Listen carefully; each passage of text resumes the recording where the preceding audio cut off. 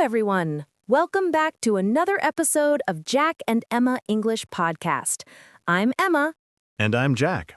Today's topic is something every English learner can relate to: how to build confidence when speaking English.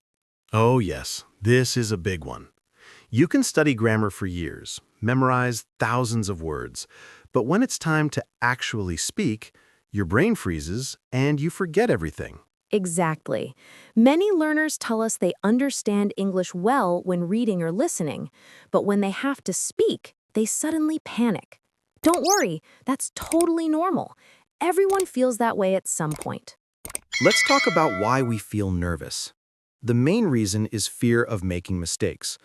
We all worry about sounding silly or being judged. But the truth is, making mistakes is part of learning. Yes. Think about how children learn their first language. They make tons of mistakes, and no one laughs at them. The same should be true for you. Mistakes mean you're trying, and that's how you improve. Another reason is overthinking. You might be translating in your head before you speak. That makes you slow and less confident. So one goal is to start thinking directly in English. Here's one of my favorite methods: the shadowing technique.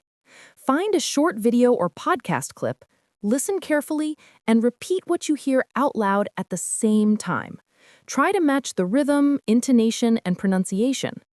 That's a great one. Another tip is record yourself speaking. It might feel weird at first, but hearing yourself helps you notice progress. Over time, you'll sound more natural and realize you're improving. You can also practice with friends online or even talk to yourself when no one's around.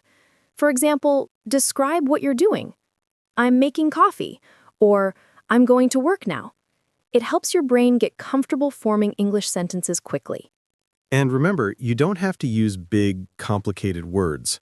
Confidence comes from being clear, not perfect. Use simple sentences that express your ideas well. Let's talk about how to apply this in real life.